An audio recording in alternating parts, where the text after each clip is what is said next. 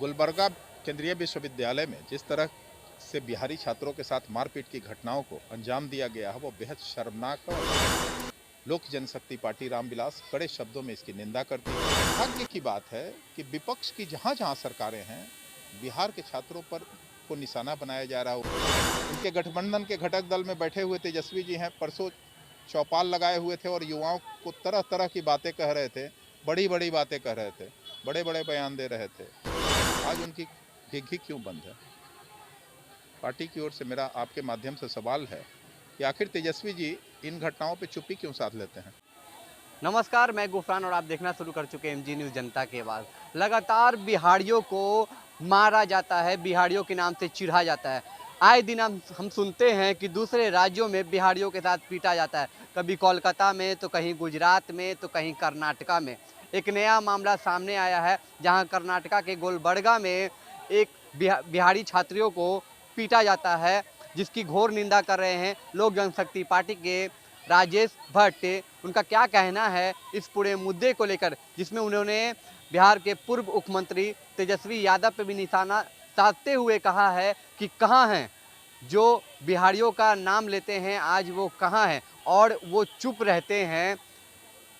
तो क्या कुछ कह रहे हैं लोक जनशक्ति पार्टी के प्रवक्ता राजेश भट्ट, आइए आपको हम सुनाते हैं।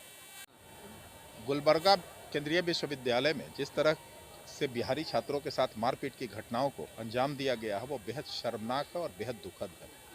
जितनी भी इसकी निंदा की जाए वो कम है। लोक जनशक्ति पार्टी रामविलास कड़े शब्दों में इसकी निंदा करती है और मांग करती है स्थानीय सरकार से कि इस घटना में संलिप्त सभी दोषियों को अविलंब से अविलंब गिरफ्तार की जाए और उन पर कठोर से कठोर कार्रवाई की जाए। कितने लोगों के साथ मारपीट की घटना हुई है सर? यह दुर्भाग्य की बात है कि विपक्ष की जहां जहां सरकारें हैं, बिहार के छात्रों पर को निशाना बनाया जा रहा है उन शासित क्षेत्र प्रदेशों में, यह बेहद दुर्भाग्यपूर्ण है। और वहां की स्थानीय सरकार देखिए मुख्य है। यहाँ उनके गठबंधन के घटक दल में बैठे हुए तेजस्वी जी हैं, परसों चौपाल लगाए हुए थे और युवाओं को तरह तरह की बातें कह रहे थे, बड़ी बड़ी बातें कह रहे थे, बड़े बड़े बयान दे रहे थे। आज उनकी घिघी क्यों बंद है?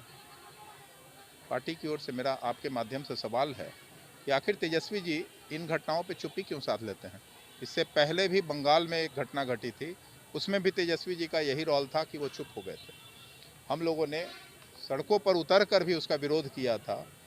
आज गुलबर्गा में क्या बिहारी छात्रों से उनका कोई सरोकार नहीं है? बिहार के छात्र उनके परिवार के सदस्य नहीं हैं? जब परिवार पे हमला होगा तभी उनकी आवाज़ निकलेगी।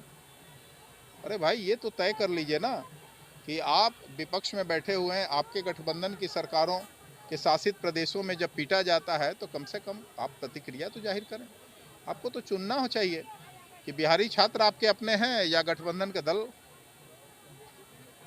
इस तरह की दोहरे चरित्र से राजनीति बिहार की जनता देख रही है और इस तरह की राजनीति करने वालों का कहीं कोई नामो निशान नहीं बचेगा। मैं बता दूं, बिहार के छात्रों पर जब जब कोई इस तरह की घटनाएं हुई हैं, लोक जनशक्ति पार्टी रामविलास हमेशा मुखर रही है और आगे भी रहेगी।